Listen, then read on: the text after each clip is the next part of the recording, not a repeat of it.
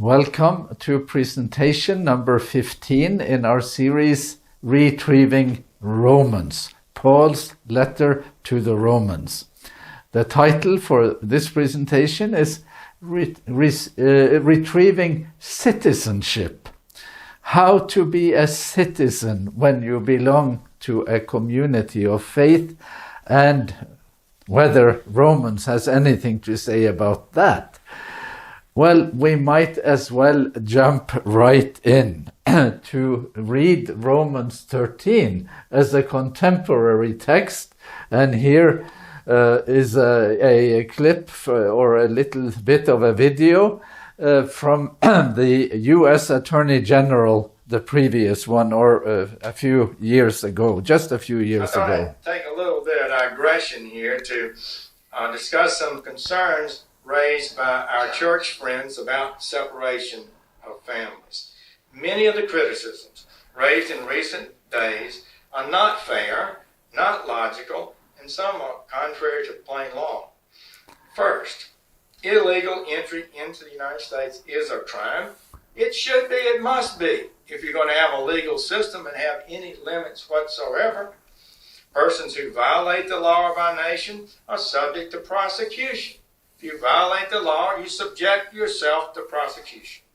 And I would cite you to the Apostle Paul and his clear and wise command in Romans 13 to obey the laws of the government, because God has ordained the government for his purposes.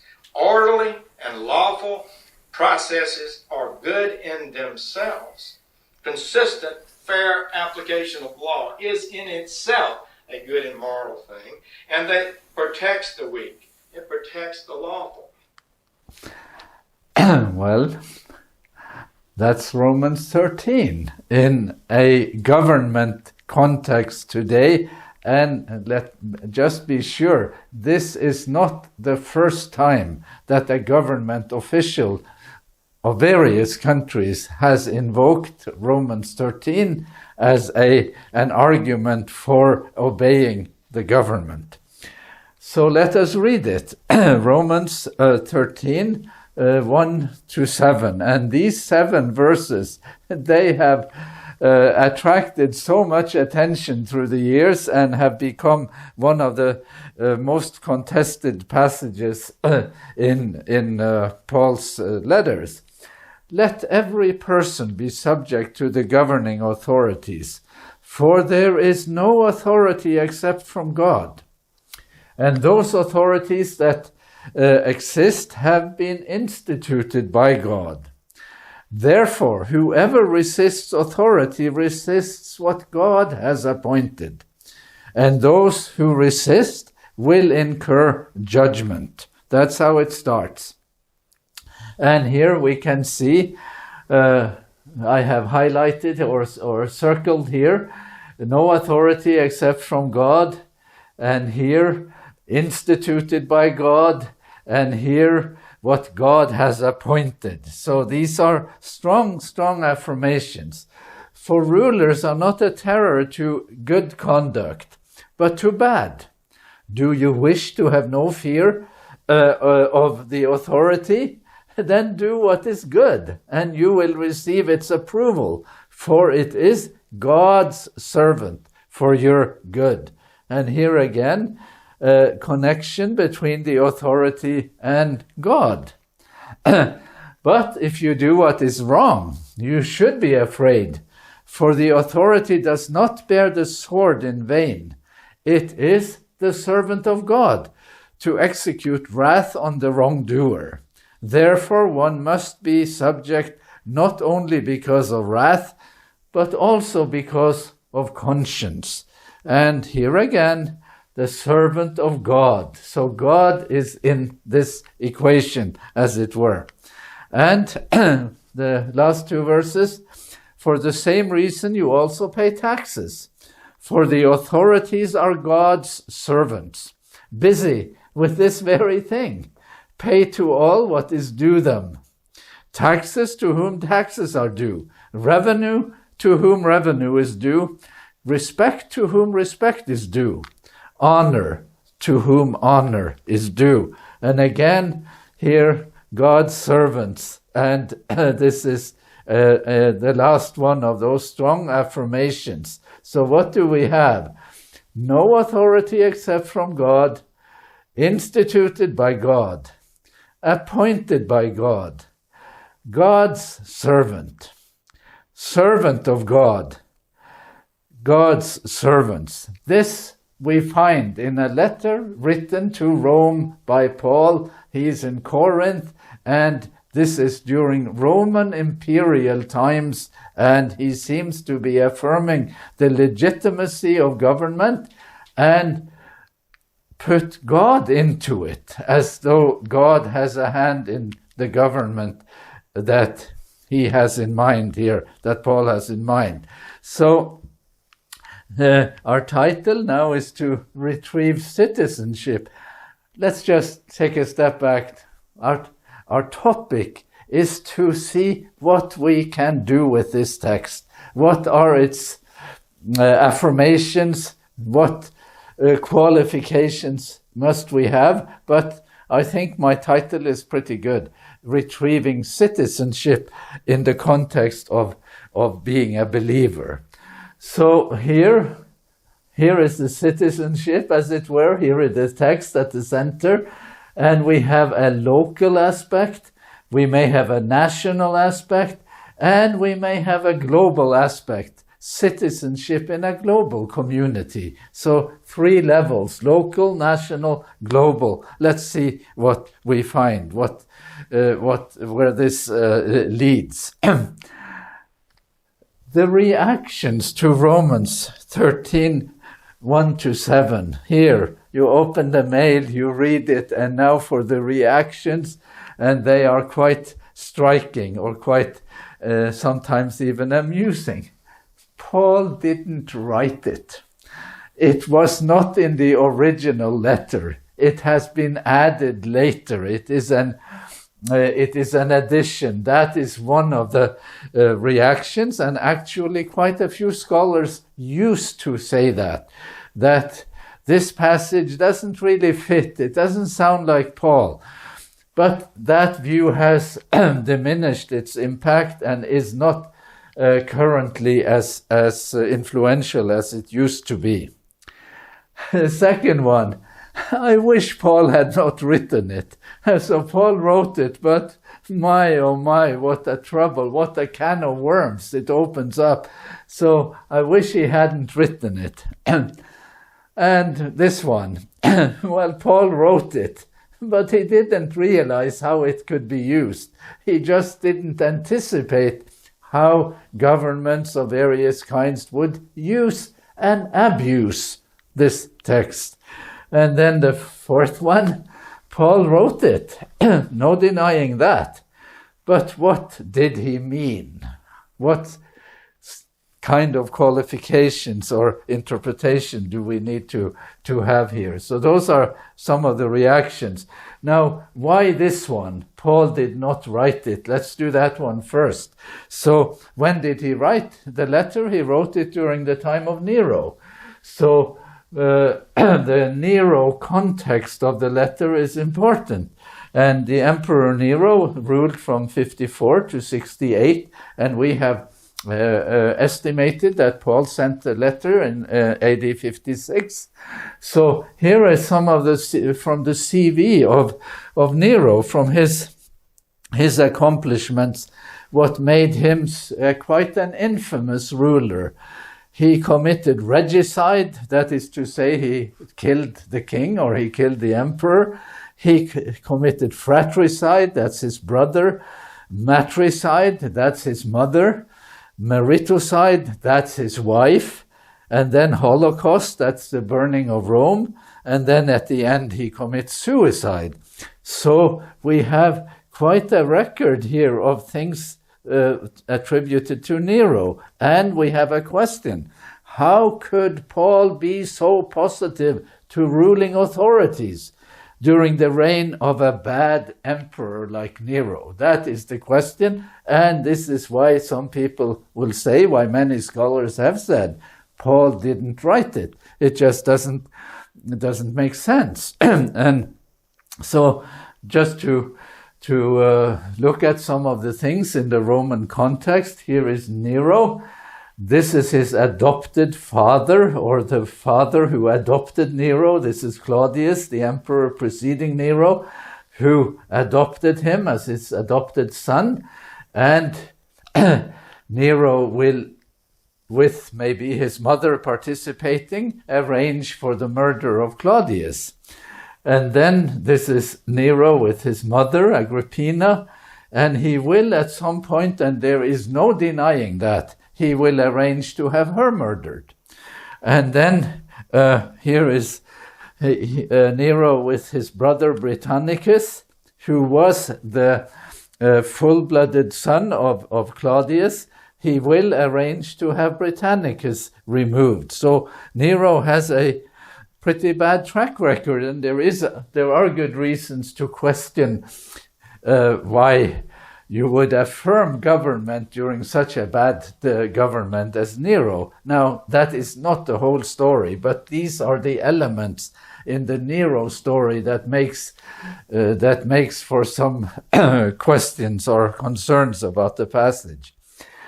Now, prior to Nero, as in the dynasty that Nero belonged to, and where he was the last of those emperors.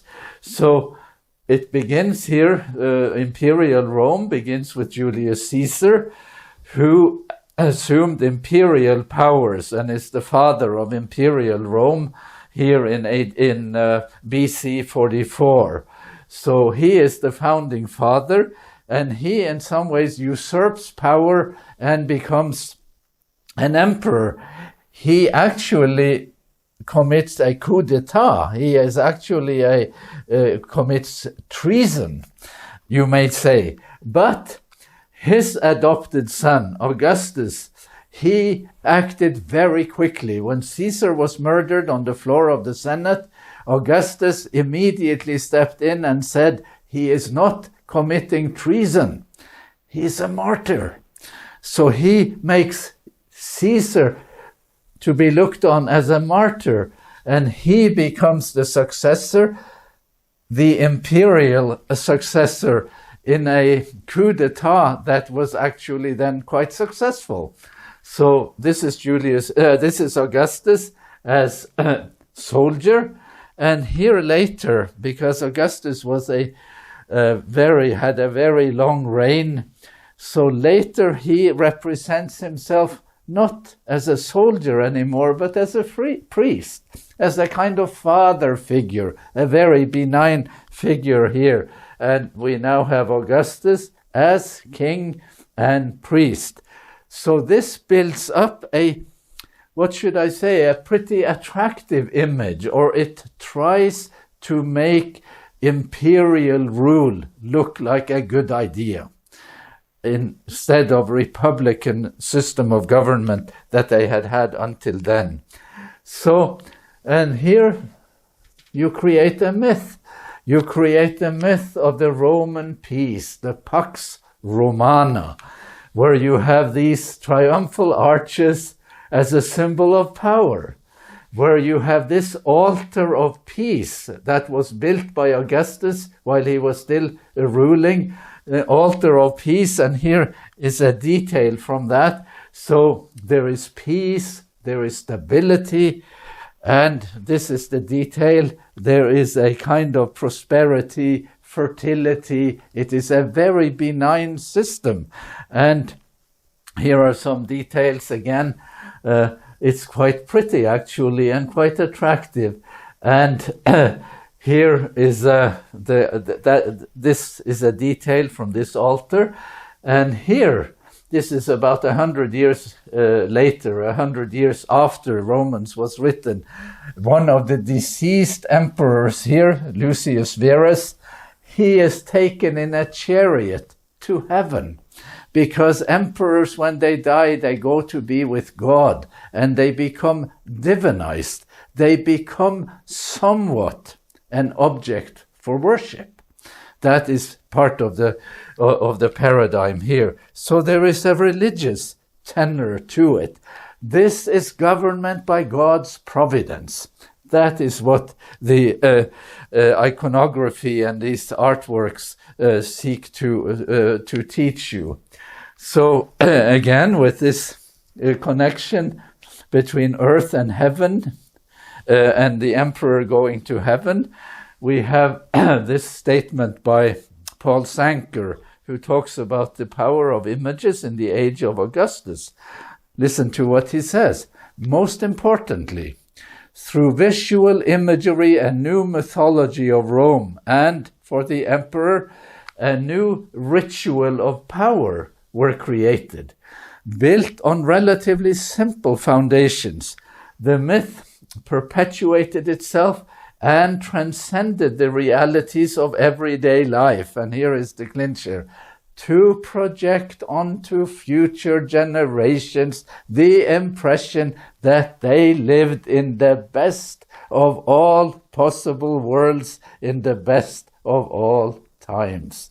Well, you may be aware of countries in our time who make those types of claims, but it is not the first time such claims are made.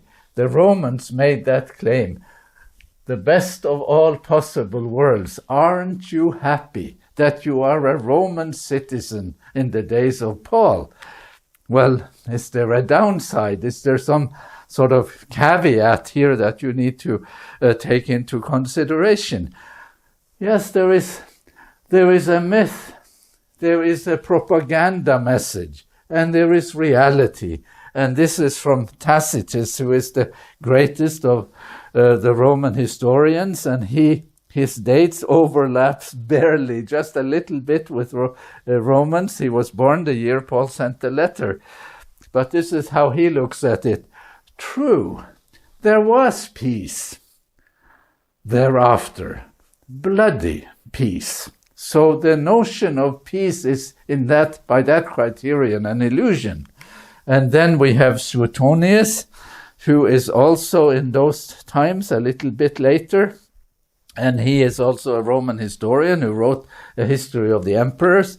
And he says of Augustus that on the day when he died, he called for a mirror and had his hair combed and his lower jaw, which had fallen from weakness, propped up. He's an old man now, Augustus. Presently he summoned a group of friends and asked, "Have I played my part in the farce of life creditably enough?" It was a performance. It was a farce, a joke, a parody. It wasn't real. And he admits it on his deathbed. So the discrepancy between myth and reality is also acknowledged by the emperor at the end of his life.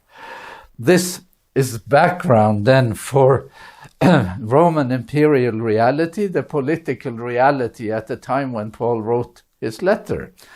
So back to the text now, Romans 13, 1-7.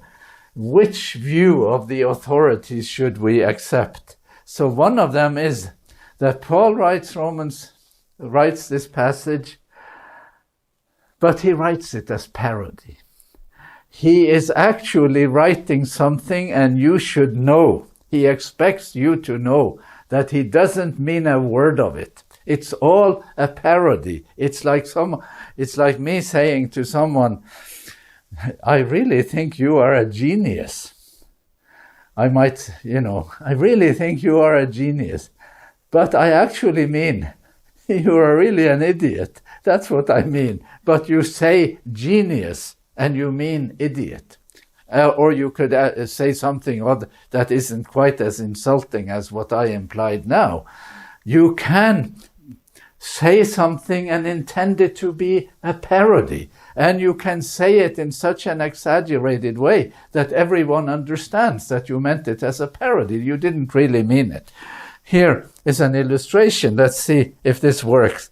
This is, of course, The Last Supper. The most famous painting by Leonardo da Vinci is The Last Supper, with Jesus and the disciples here in that very famous painting. But this is not the Last Supper. These are robots.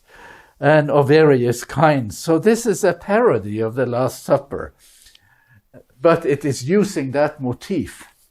So that is one option. The message is obviously not to be taken at face value. You say something and you hope or you expect the audience to understand that you didn't mean it. The second one is close to it, related to it. It's irony. Irony is similar to parody. It's just a little bit milder. So you say something ironically and you expect people to understand that you meant it as irony. Then there is the notion of hybrid speech. That is a little more complicated. That is a term that originated in what is called post-colonial studies. That also originated with someone who felt he came from a colonized background. This is Edward Said, who was a Palestinian American and wrote a book called Post-Colonial Realities. So what does that mean? It's a little more complicated and I won't try to explain it in detail, just mention it. The oppressed must make do with the language of the oppressor. It isn't so easy to be at the bottom because you don't decide the language that will be used. The people at the top decide how to talk, the terminology, and you have to make do with that. So that's hybrid speech. And then, of course, there is plain speech. And plain speech means that the text it means what it says, but it must be qualified by the situation and the context. You can't just read it and make no sort of attempt at interpreting it. So these texts, not just Romans 13, but all of Paul's letters, they have attracted a host of scholarship. And you can see some of the book titles here: Paul and Politics, Paul and Empire, The Shadow of Empire here. This one is a very influential book, Rituals and Power by SRF Price. And here is one that I really like, and I think it is definitely worth reading it. This is a Jewish author, Jacob Taubes, The Political Theology of Paul, and relating it to various texts, but also to Romans 13. And I just attended this year in November the Society of Biblical Literature meetings in San Antonio in Texas. And here is a session, Paul and Politics. And here is a presentation by Najib Haddad, one modern contemporary Pauline scholars. Paul, the colonized colonizer, reconsidering counter-imperial interpretations of Romans 13, 1-7. Anyway, don't get hung up on the details here. Just know that the text we are reading as ordinary people, others are reading them too. Political scientists are reading them. Philosophers are reading them. And yes, attorney generals are reading them too, as we heard from Jeff Sessions at the beginning.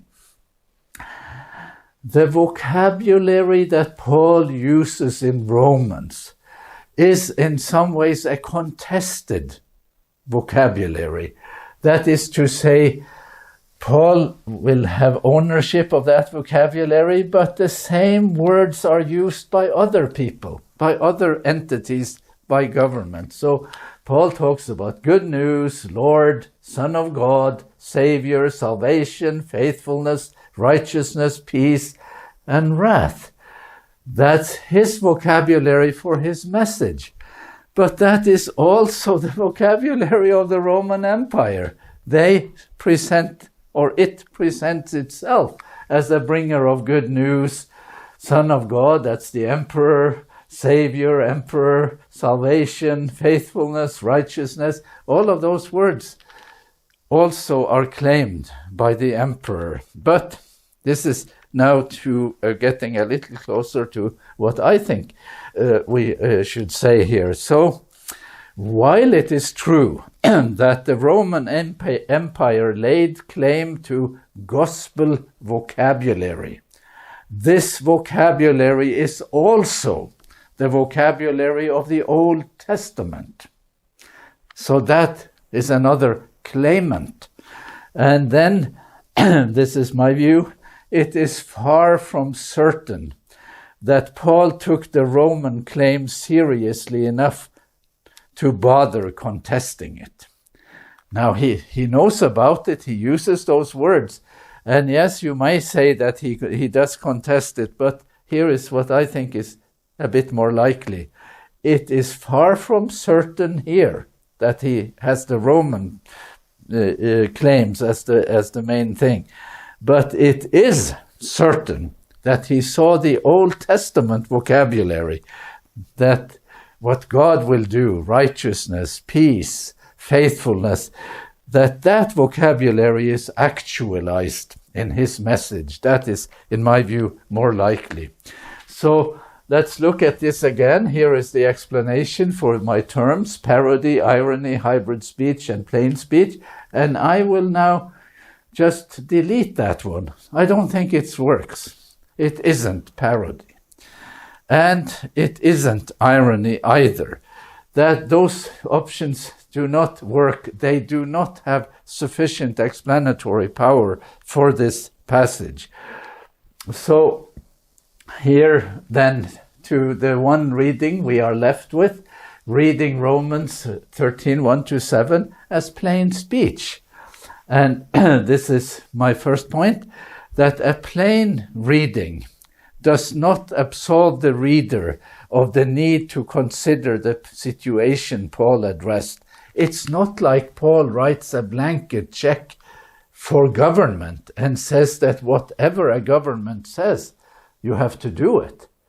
That could be seen as a legitimate plain speech reading until you take the context into consideration. So Paul talks about obedience for the sake of conscience. But any time you put conscience into it, you put in a subjective element, and that makes for instability, unpredictability, as it were. So let's look at this picture here, very famous picture from the Nuremberg process.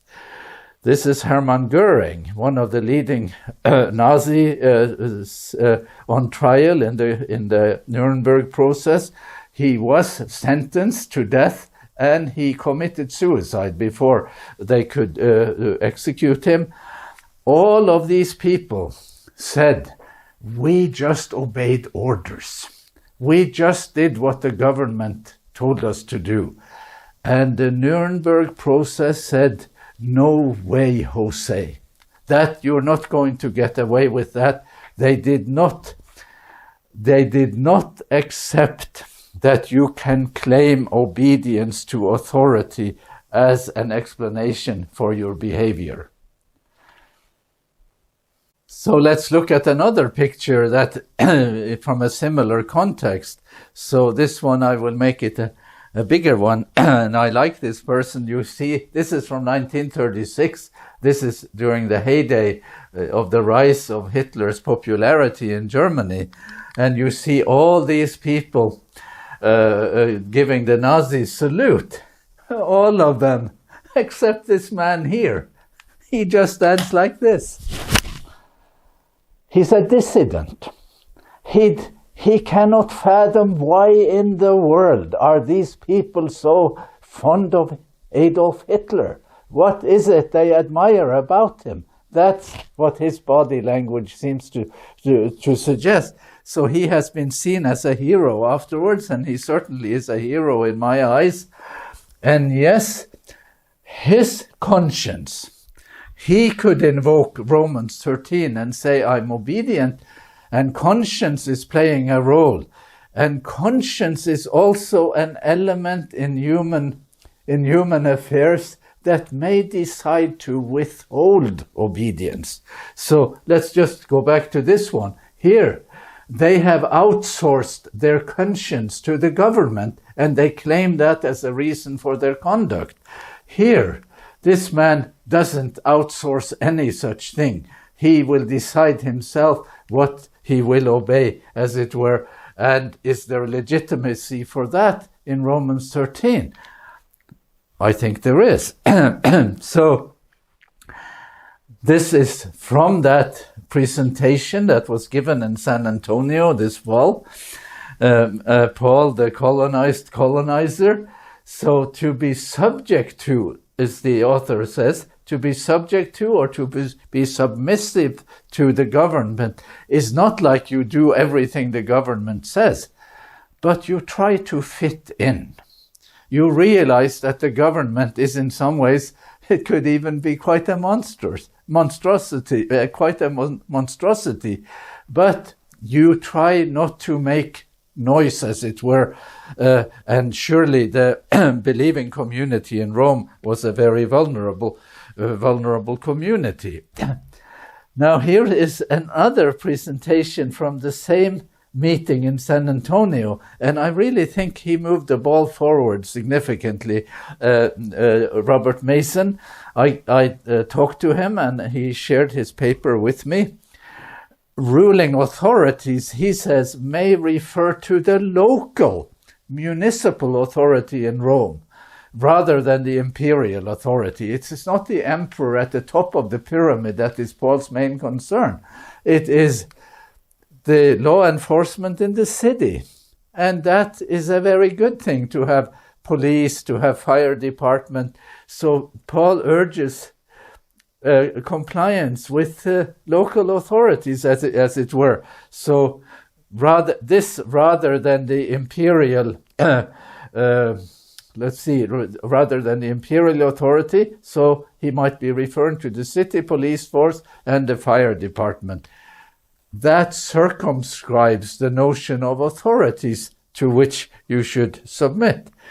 And here then, as a conclusion up to this point, Paul does not write the script for Christian nationalism or for unqualified subservience of the believer to the state. Paul does not write the script for the scene I will show you.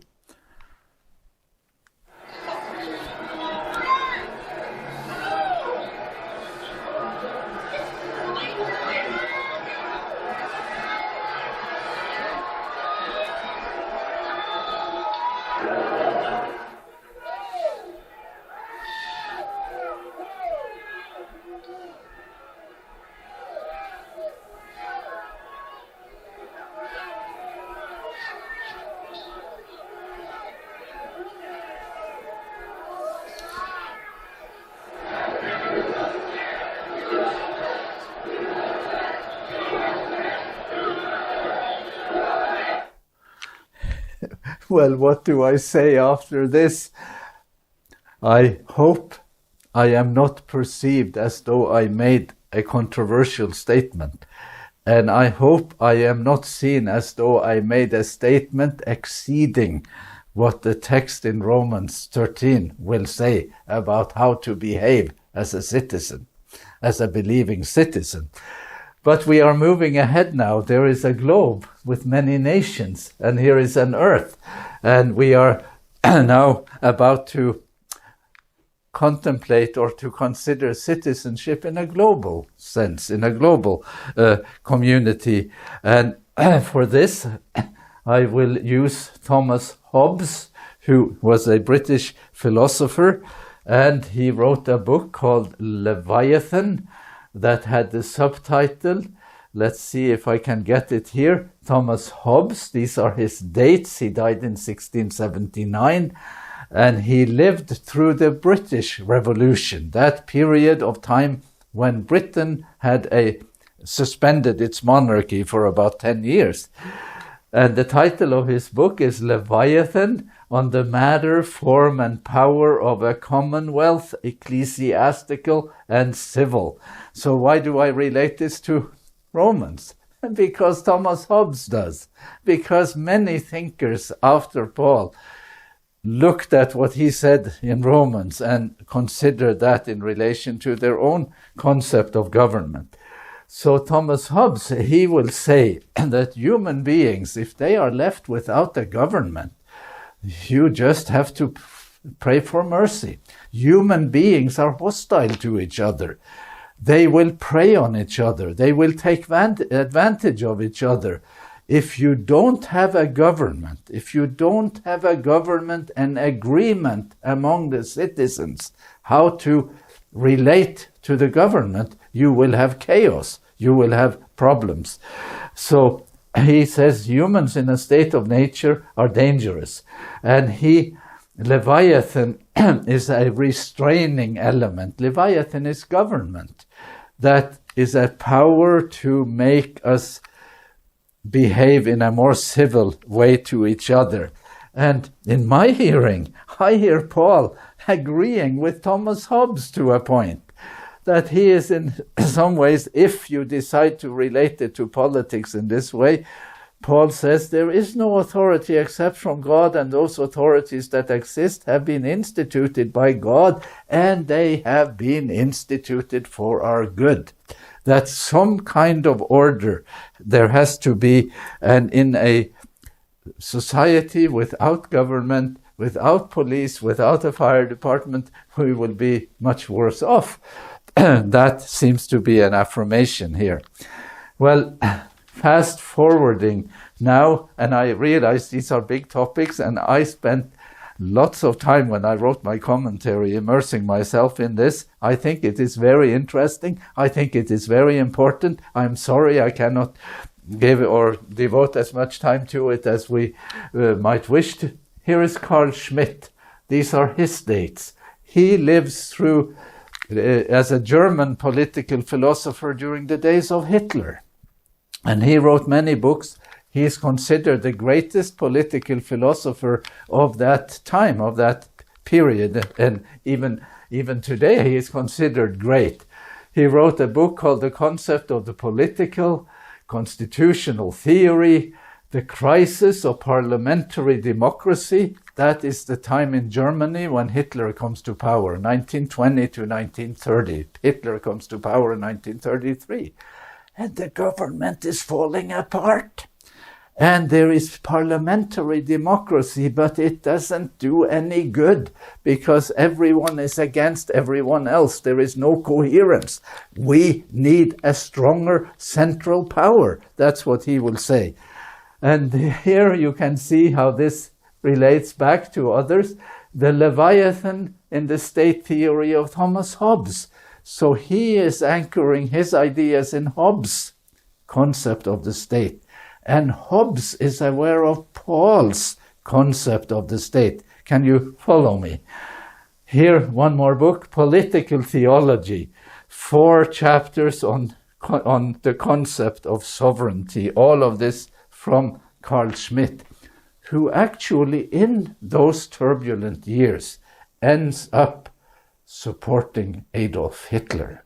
That is what happens here, because the state got so weak. You need to have someone who can take charge. So here is Hobbes, and Paul is in the background. Here is Carl Schmitt, and here is Jacob Taubes, who explicitly reflects on Paul's political theology. He's a Jewish commentator on Romans, and he agrees somewhat with Hobbes. He agrees with Paul. He doesn't agree with Carl Schmitt on one major point, and I just want to highlight that one. You see now what I want from Schmitt. I want to show him that the separation of powers between worldly and spiritual is absolutely necessary. He considers Hitler a religious figure, and we have claimants to religious authority in our time in the world, in the politics of the world today. And he wants to make sure that there is a sphere in our lives that is reserved for conscience in the way we live our lives before God, and how that plays out in the way we live our lives as citizens. So much for that. I will end with a little perspective on Reinhold Niebuhr.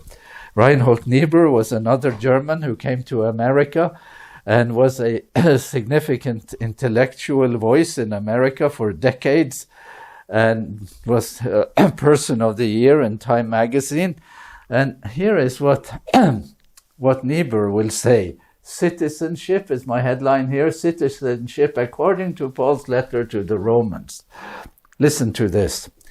The paradox is that patriotism transmutes individual unselfishness into national egotism. I'm talking now about the way a nation behaves in the world community.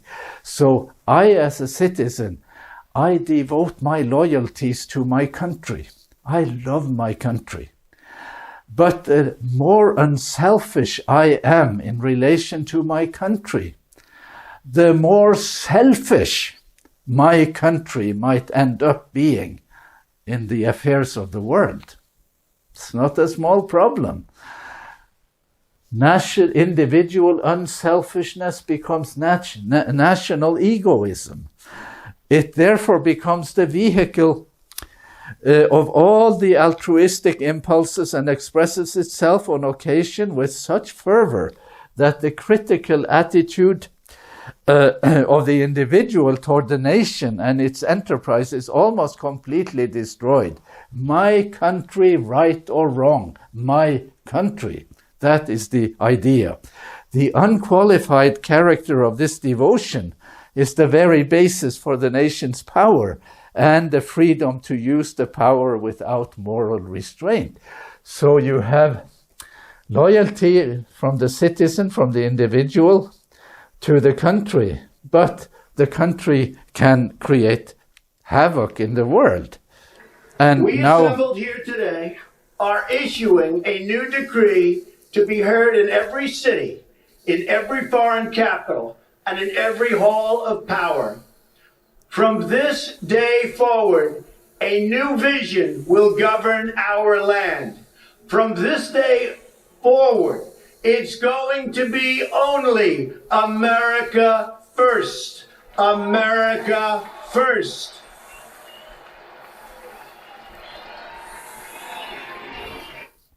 and again, I do not think I am making a controversial statement or saying something that exceeds Romans 13.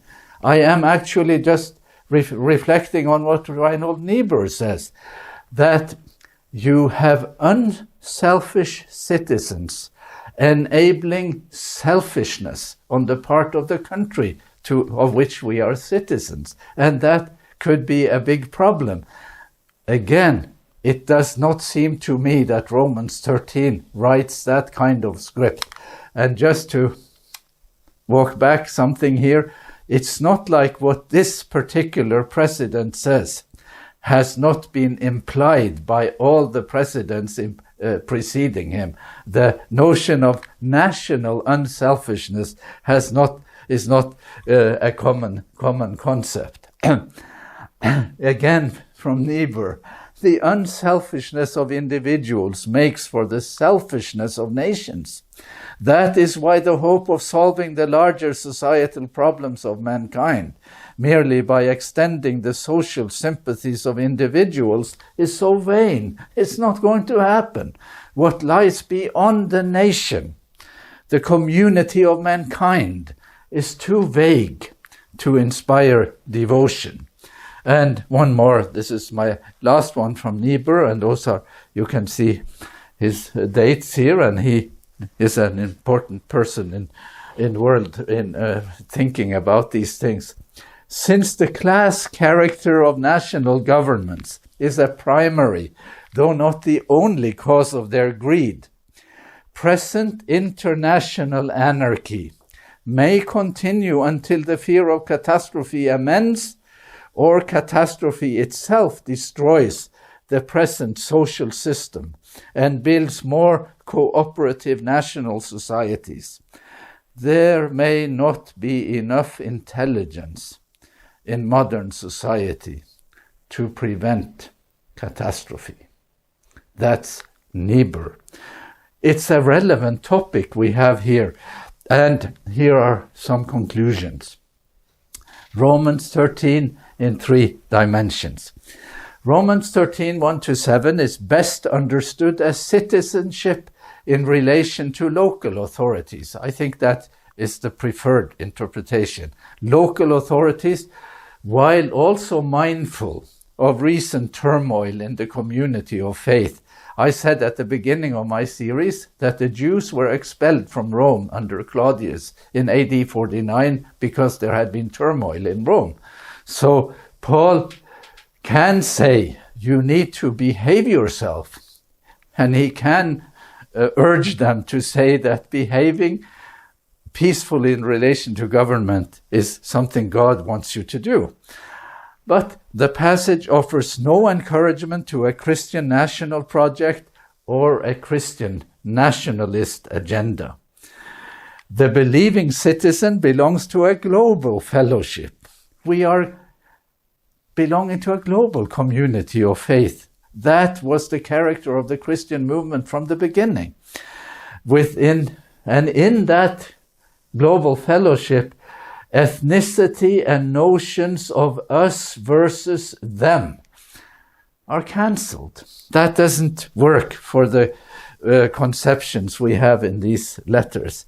The current pandemic is a reminder that reality is better described by our common humanity than by ethnicity and nationality. We need to think about our common humanity more and about our nationality less. Paul offers the city of Rome and the Roman Empire a better citizen. The believer is a better citizen. He is one, or she is one, who will facilitate solutions that promote the good of all. And I will make this a picture to show the relevance of how we are in it together.